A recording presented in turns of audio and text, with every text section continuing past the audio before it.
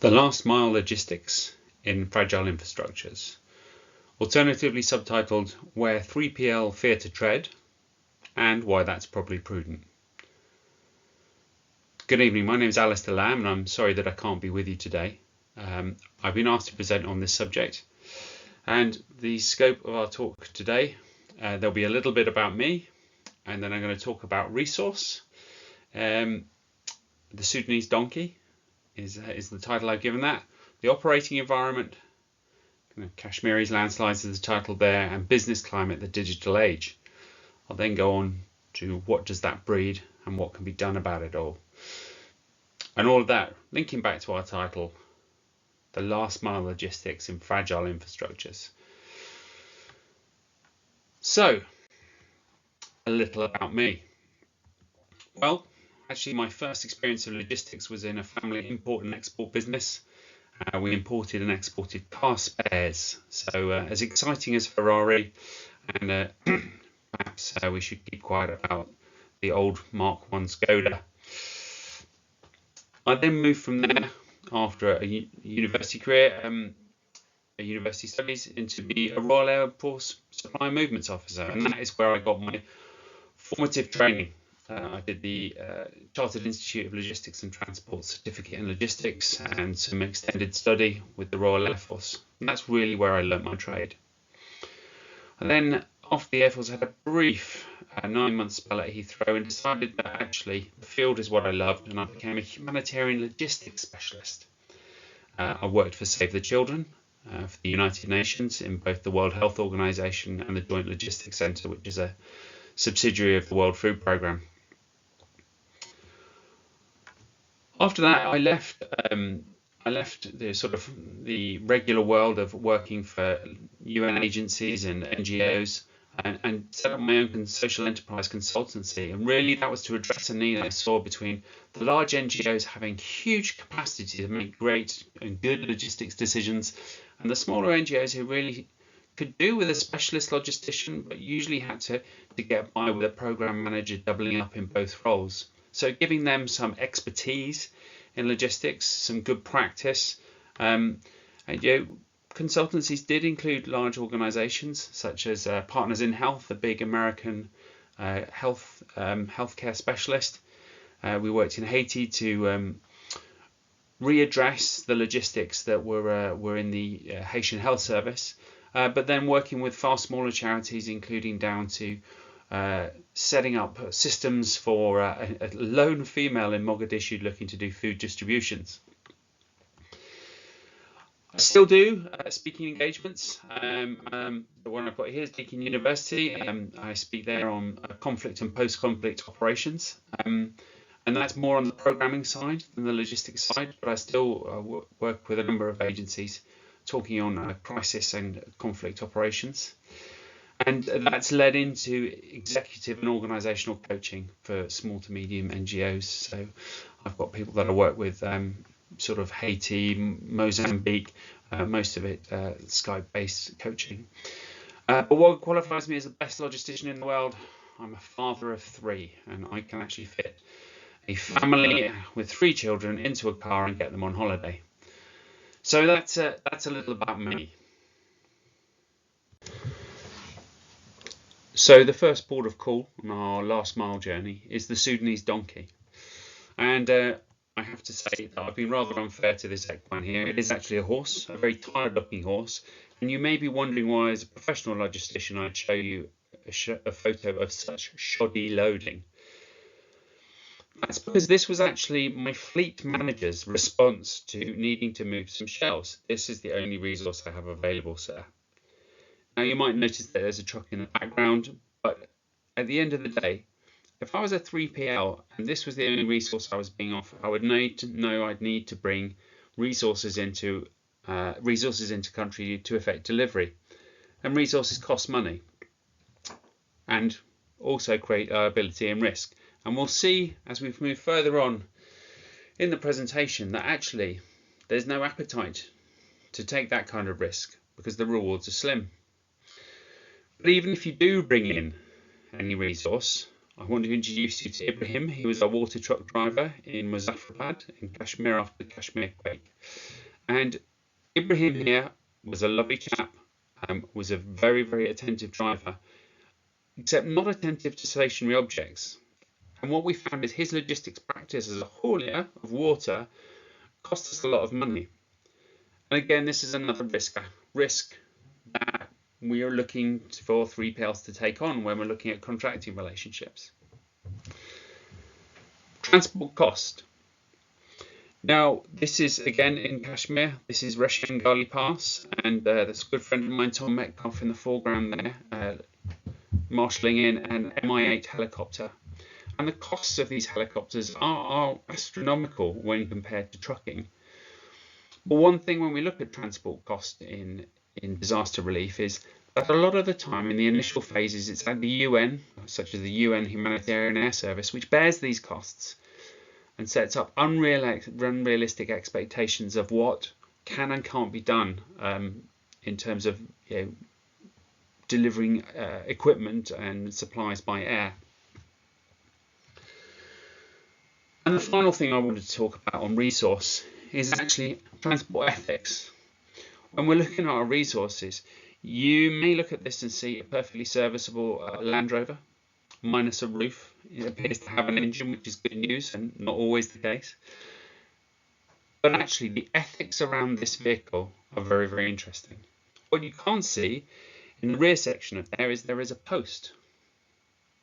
And upon that post, every night was mounted a 50 caliber machine gun.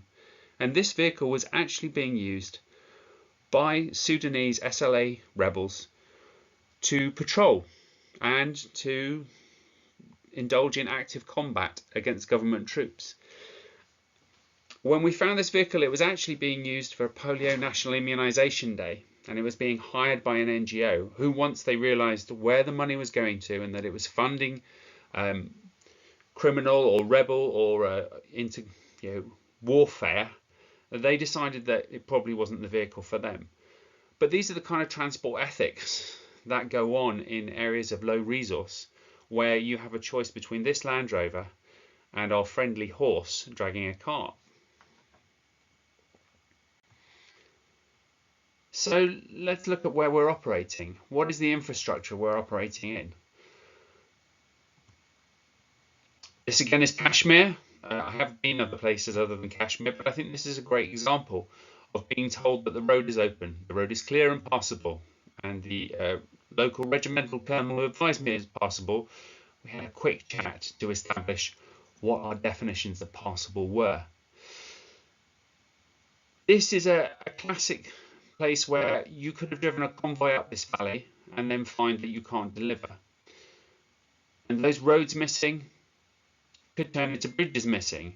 And certainly what we noticed in Indonesia, this is Danagawa post-tsunami, is that you could walk across this bridge and potentially you could drive across this bridge, but it did tend to rock, suggesting that it wasn't safe.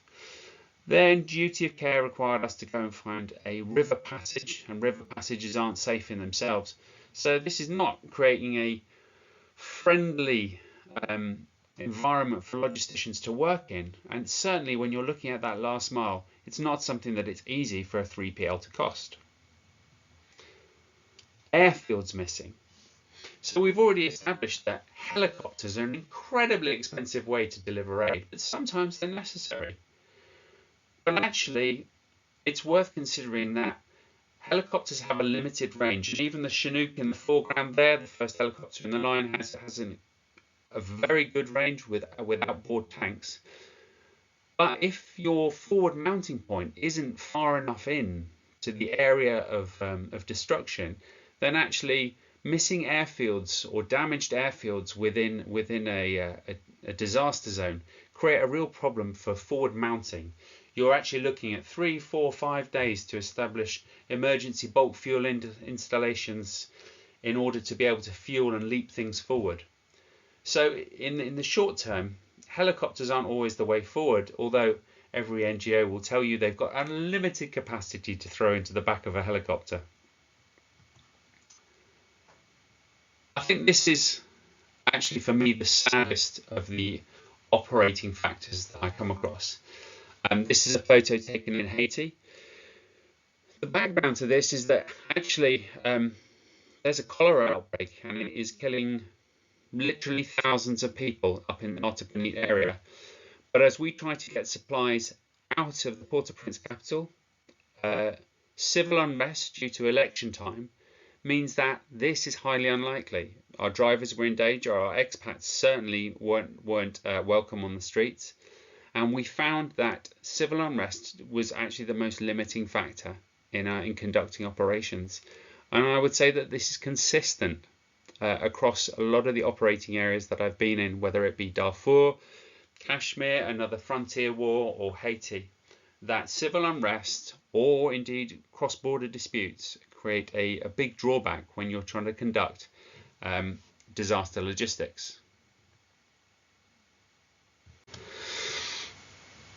So up until now, I've really been talking about physical parameters in theatre, resources and the landscape and civil unrest, but why would I possibly look at the digital age? Well, first I want to describe the good old days. The good old days are me and my radio, my HF radio, posing in the deserts of Darfur. But what happened was I arrived in country in Khartoum, I got given a brief, this is what we needed to execute, and I went away and did it. And as a logistician, that's a bit of a dream. This is 2004.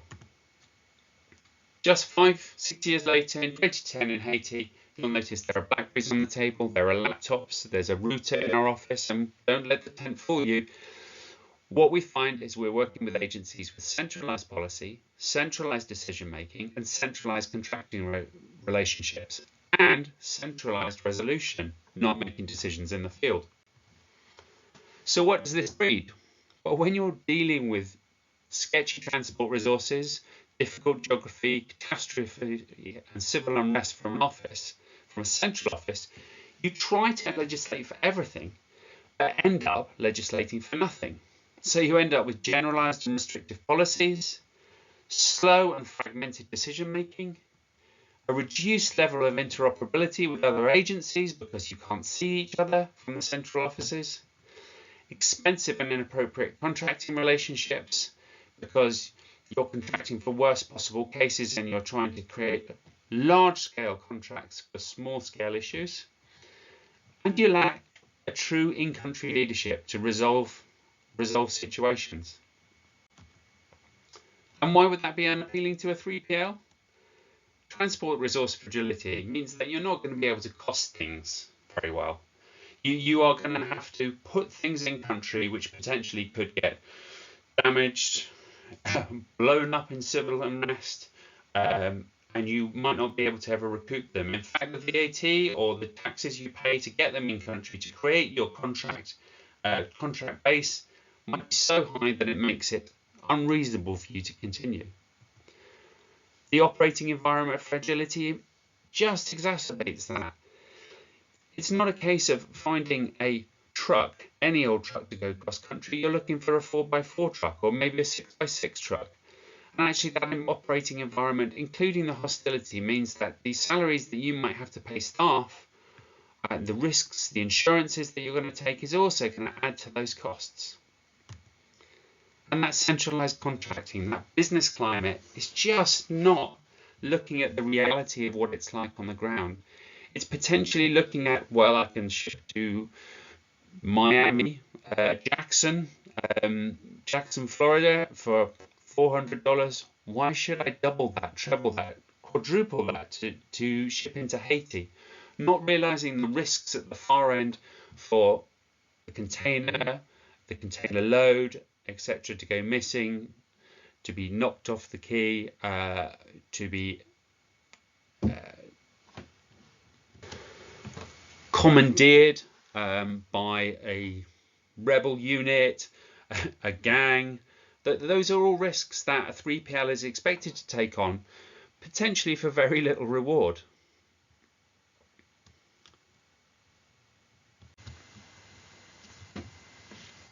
So that sounds like pretty damning stuff. What can be done about it?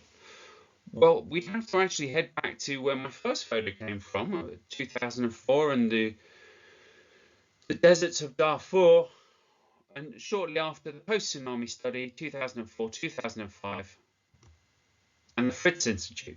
And the Fritz Institute, amongst its many recommendations, said what was required was a highly trained standing force with standing operations, standard operating procedures, a flexible system for resolution, and clear local command and control.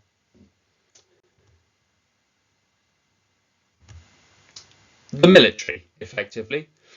And I think, Fritz commended them at the time. The Fritz Institute said the military have done an amazing job in the tsunami.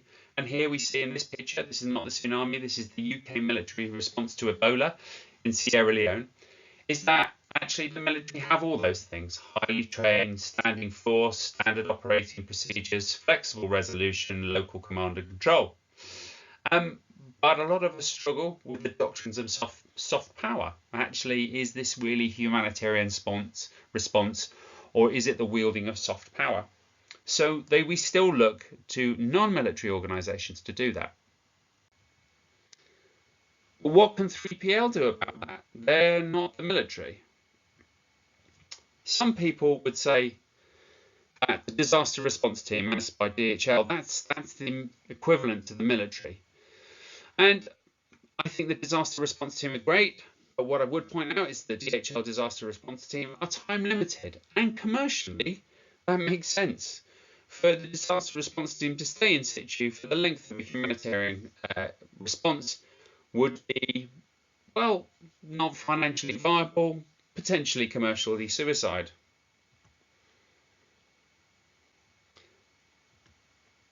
This is what I think 3PL can do about it.